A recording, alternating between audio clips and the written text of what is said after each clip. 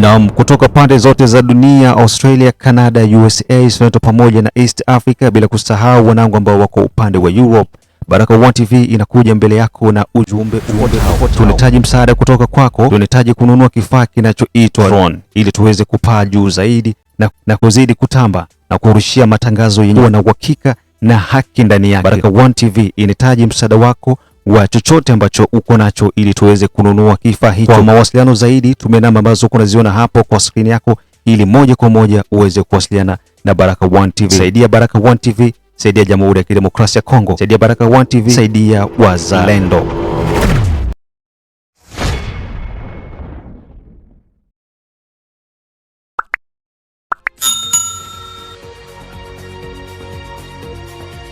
Na ambao unasikiliza ni Amka na Baraka1 TV, ikiwa ni tarehe 8 za mwezi wa pili 2026, majira ni saa 11:30 kuelekea saa 12 saa za Afrika Kati, ikiwa ni saa 12 kuelekea saa 1 majira ya Afrika Mashariki, na mimi ni Rajabu Wakili Kabonga. Ili kwa kwanza kupata habari zetu za moto kila siku, tafadhali like pia subscribe Baraka1 TV. Tuko pia Facebook pamoja na TikTok. Like na follow page zetu, na hivyo utakuwa kwanza kupata habari zetu za moto kila wakati. Na kwanza ni muhtasari wenyewe wa habari za moto. Kivu ya Kusini, kiongozi mkuu wa RAD Generali Padiri akutana na wabunge wa taifa ili kuimarisha nguvu na msaada mkubwa kwa wazalendo kote nchini Jamhuri ya Kidemokrasia ya Kongo. Kinshasa, serikali yakubali na yaimarisha mchakato wa mauaji ya Jamhuri ya Kidemokrasia ya Kongo kama FONAREV ijulikane kote duniani. Uvira, Fizi, wazalendo watoa onyo kali huku mapigano yaliyofanyika yakizidi kuwapa ushindi mkubwa wazalendo, na Wanyarwanda waendelea kulalamika milima ya Nyanja ya Juu.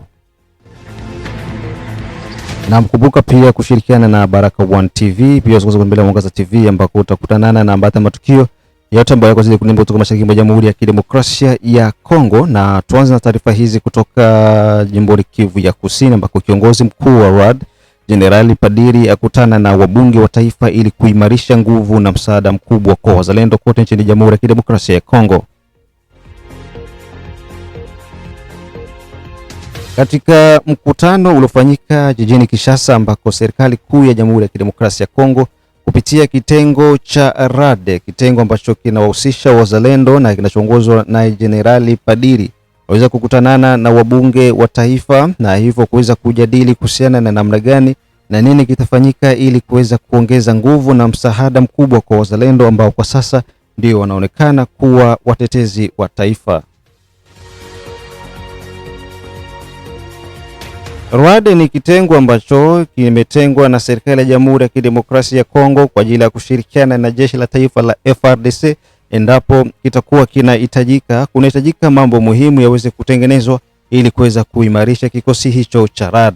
Zaidi sana, RAD inafanya kazi maeneo ya Kivu ya Kusini, Kivu ya Kaskazini, ikiwemo pia na Manyema na vile Ituri, ambako hali ya usalama mdogo inazidi kuonekana.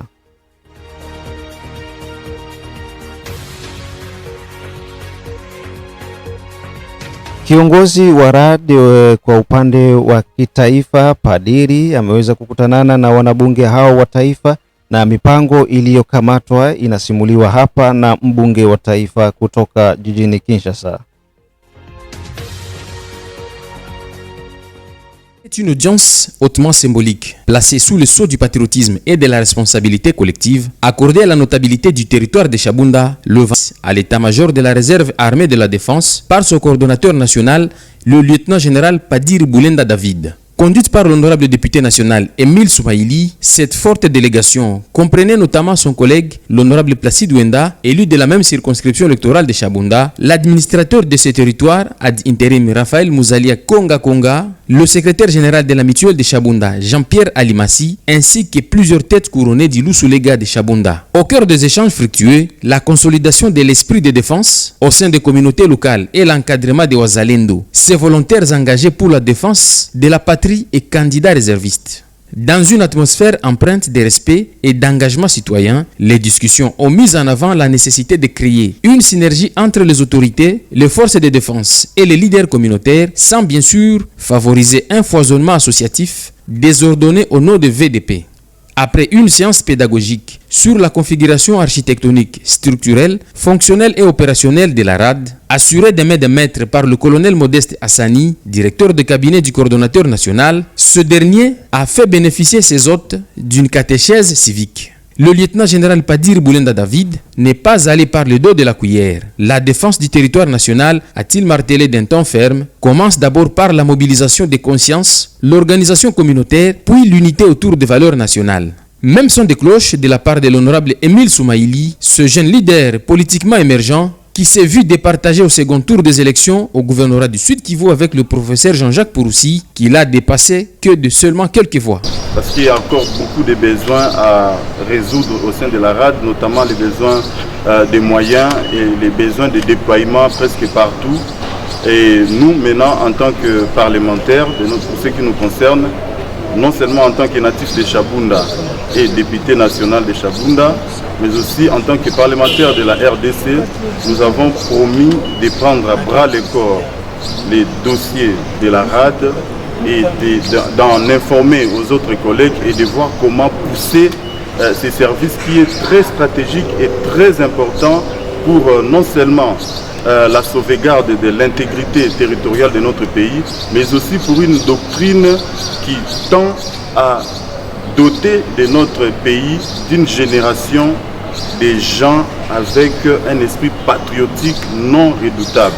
Et donc voilà un peu ce que nous avons vu aujourd'hui ici à la RAD. Nous avons découvert que c'était une structure bien organisée, bien structurée, avec un programme, un cahier des charges et un agenda qui est salutaire pour la sécurité de notre pays, mais aussi pour la formation civique, patriotique et à la nouvelle citoyenneté de notre jeunesse. La notabilité de Chabunda ainsi donc est résolue de jouer pleinement sa partition dans l'accompagnement et le lobbying non complaisant de la réserve armée de la défense pour la mobilisation des ressources conséquentes à l'encadrement de tous les Wazalendo par la réserve armée de la défense.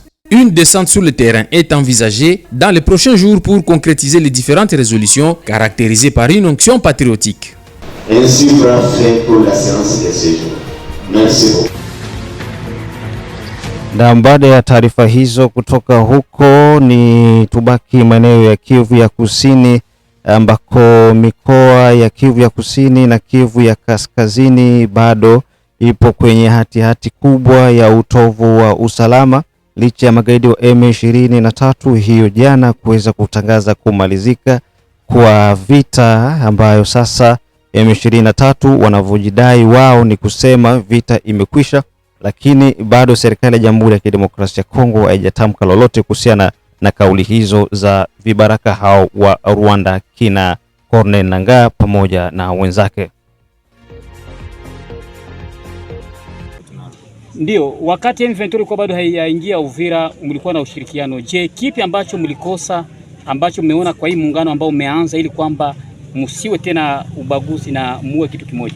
Kikweli ndugu mtangazaji, nafikiria kwamba kabla adui hajaingia, najua kwamba kulikuwa utofauti wa mambo kati yetu sisi wenyewe pamoja na serikali.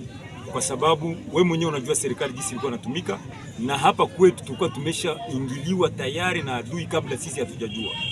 Na ndio maana tumekuja kushtukia adui ikatuvamia. Lakini kwa sasa tumefanya ule umoja jinsi umeshatoka kusikia. Na ndio maana unaona tumeshajipanga vilivyo kwa ajili ya hayo mambo. Asante. Nini imewavutia kwa Generali Ngoma Nzito ili aweze kuwaongoza? Kiukweli tumevutiwa na Generali Ngoma Nzito kutokana na ushupavu, kwa sababu bado angali kijana jinsi unavyotoka kuona, na tumemteua kama vile mmoja jinsi tumeikaa tukamteua, tukaona kwamba anastahili kuwa kiongozi wa kutuongoza. Kwa hiyo tutumainie nini sasa kwenda? Kiukweli napenda kuambia wananchi wajisikie huru na kwenye tunashimama waamini kwamba amani ipo na tutazidi kuwapatia amani ya kutosha tena ya kudumu. Asante. Adui anajiongeza sange, nyinyi mnapanga nini? Kiukweli hiyo ni maneno ya kwao, adui kujiongeza sange, na kama jinsi tumeshatoka kuona na sisi tumeongezewa. hivi tumefanya umoja, hakuna nguvu yoyote ile inayozidia umoja. Na kwa sasa nakwambia kwamba adui iko nakimbia, tuko na wateka nyara, tuko tunawapokea ambao wanatoka kwa adui, anasema mimi nimejisalimisha. Au kama unataka nikuonesha ambao wamejisalimisha tayari, tuko nao na tunajua ukweli wao. Ushirikiano gani wa wazalendo na FARDC?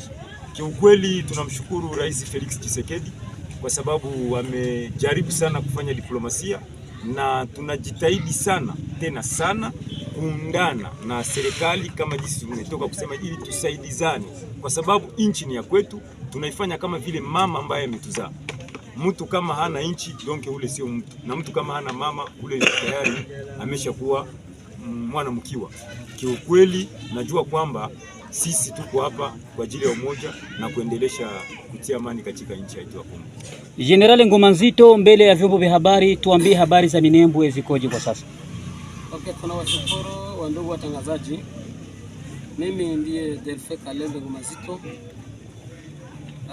Kwa saa hizi niko hapa Kiliba. Nimekuja hapa kutoka Minembwe kuja saidiana na wenzetu kupambana na adui mwenyewe alikuwa alishadhibiti mji wetu wa Uvira.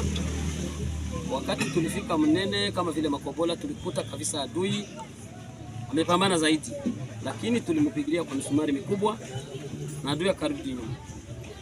Wakati alirudi nyuma, tulipoingia hapa Uvira tukakuta tuko ukiwa na kila mtu yuko kwa vyake. Ndio sasa tukafanya coalition kama vile wa Commander Force ili tupigane na adui, kwa maana hapa Uvira ndio kwetu. Tunafaa tupambane na adui hata aje na nguvu za namna gani. Tunajua kama tutampiga na tutamrudisha nyuma. Habari ya Minembwe. Habari za Minembwe .0 Rusanguku iko mikononi mwetu FARDC na wazalendo. Kalingi Mutunda iko mikononi mwetu FARDC na wazalendo.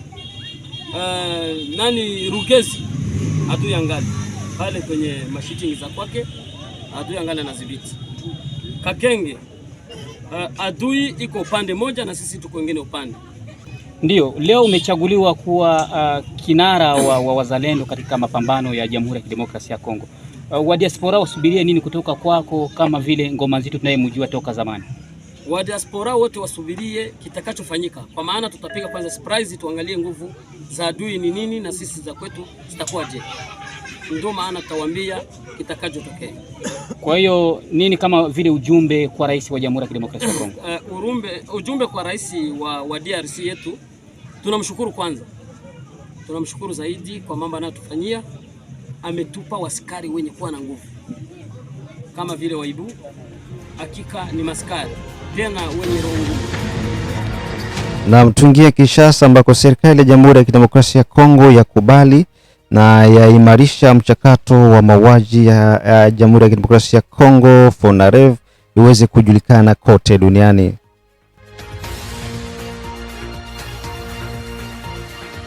Ni zaidi sasa ya miongo mitatu ambako mauaji yamekuwa yakijirudia nchini Jamhuri ya Kidemokrasia ya Kongo, huku maelfu ya watu wakiripotiwa kuwa tayari wamekwisha kupoteza maisha yao. Serikali ya Jamhuri ya Kidemokrasia ya Kongo kupitia baraza la mawaziri lililofanyika na hivyo serikali kuweza kutoa go ahead ya Jamhuri ya Kidemokrasia ya Kongo kuanzisha mchakato mpya wa mwaka 2026 ambao utaipa sura mpya FONAREV ili iweze kujulikana kote duniani.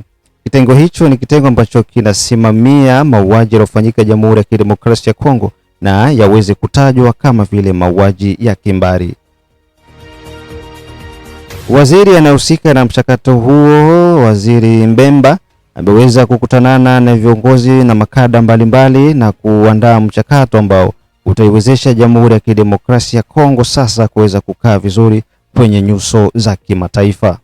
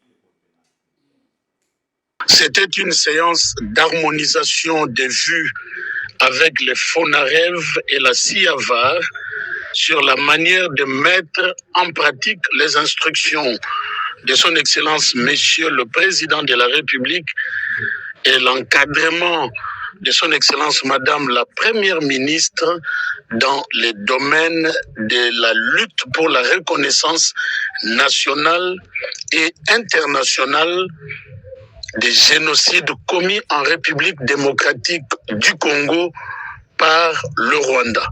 Comme vous le savez, nous avons déjà une stratégie nationale. Ici, il était question d'échanger sur la feuille de route de l'année 2026. Par ailleurs, j'informe aussi l'opinion que les travaux de rédaction du rapport sur les violations des droits de l'homme pendant les 12 mois d'occupation par le Rwanda et ses supplétifs AFC M23 pendant 12 mois, ces travaux ne seront pas clôturés ce samedi, mais c'est reporté à samedi prochain, compte tenu de l'ampleur des données que nous sommes en train de traiter.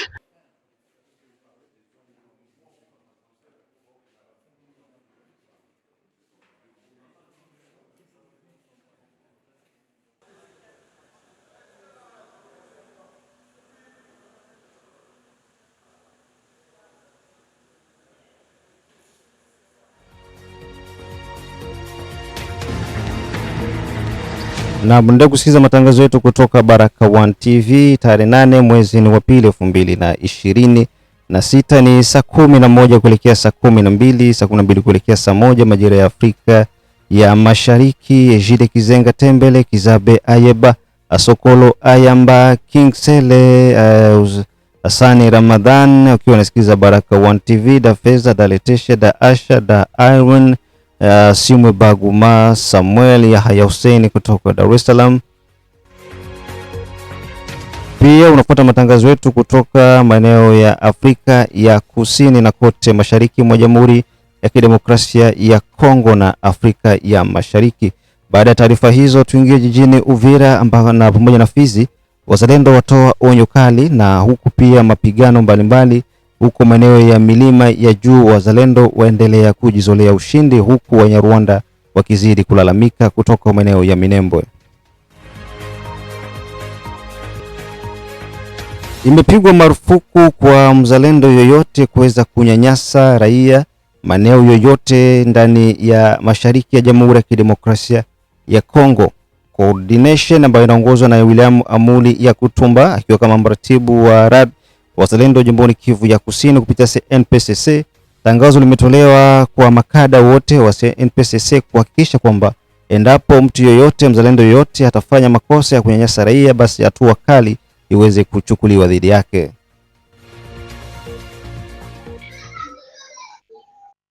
Yeyote mwenye anajua iko aja mubiro de wa NPCC, mubiro GD na maantene yote ile yenye inajua sema mimi niko antene mubiro GD ya NPCC, tunataka kuwajulisha hivi sababu najua tuko wengi wenye tunachangia hii NPCC. Ni muungano wa wakongomani ambao tuko natetea inchi yetu ya Kongo. Sasa nilipenda kuwajulisha ya kwamba kuanza leo na saa hii niko naongea baaja bote fasi yote yenye muko pale kwenye unajikuta mimi niko aja wa biro GD Museni PCC na niko nafanya kazi ya ukombozi wa hii nchi. Soda yeyote ule wa PCC mwenye atapiga raia risasi, auwe raia na risasi, apige raia masase apate blessure, apige raia fimbo, apike tu raia ata fimbo moya tu, kamata ule mutu mutransfere direct ku biro ya auditora. Mutakuwa mutakuwa deja na makaye ministre yenye mutakuwa na registre. Munakamata ule mutu munamwaregistre, mara mwe munaenda kumudepose ku biro ya serikali.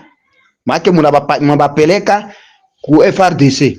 Donc biro usika ile biro yote yenyewe inahusika kusema inaweza sambisha ile dossier ya ule mtu selo na pene yenyewe alifanya. Kadiri vile nilizitaya. Kupiga mtu masase akufe asikufe. Kupiga mtu masase apate blessé. Ule mtu munamutransfere direct kwa auditora. Munamupa mtu, munafanya nabo direct bana mifanizia nani bana miandikia, munafanya exchange. Bo bana banabeba mtu, bana miandikia document ya kusema tunapokea mtu mwenye anatoka ku biro fulani museni PCC mwenye alifanya maafa hivi na hivi, mwe na wewe munabeba ali munaandika mukae ministre yenu. Kadiri vile tulikuwa nafanya mbele ndio tunarudilia. Operation zero. Sababu watu baisha ona saa vile raia inakuwa saa vile njoba adui. Masasi tuko napenda watu wakia kupigana masasi na adui hapa. Lakini mwe mwisho anatialia prestige na masiramu mugini, mubarabara, kuuzi raia, kumwambiliwa mwache bya kutoza raia mumabariere, mumakamba, amusikii.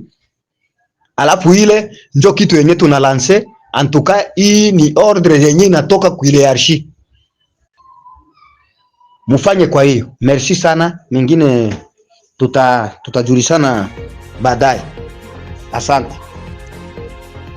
Swala la usalama ni swala la setu sote, ni swala la kila mwananchi.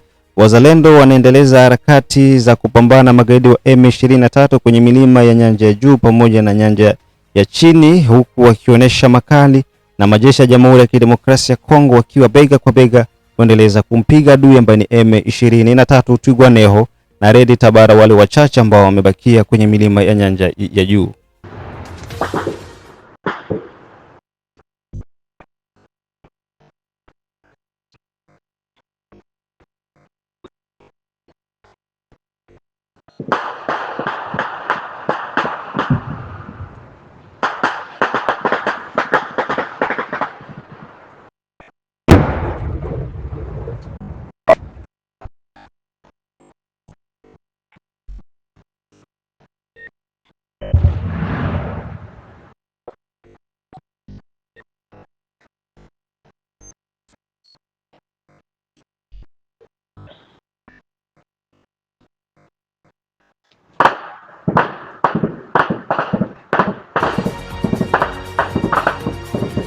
Wanawake walotengenezwa na kuweza kupachikwa maneno wa Kinyarwanda wamekuwa wakianza kuhatahata, huku wakilaumu serikali ya Jamhuri ya Kidemokrasia ya Kongo na kuongea mambo ya uongo kwenye jamii ya kimataifa huko kwenye milima ya nyanja ya juu.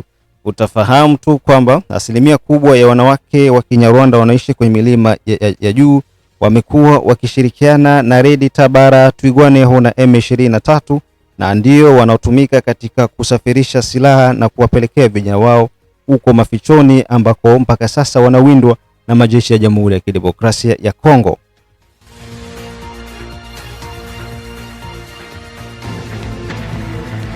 Na huo ndo mwisho wa matangazo yetu kutoka Baraka1 TV. Mengine tukutanane majira ya saa 6, saa 9 pamoja na saa 12. Bye bye.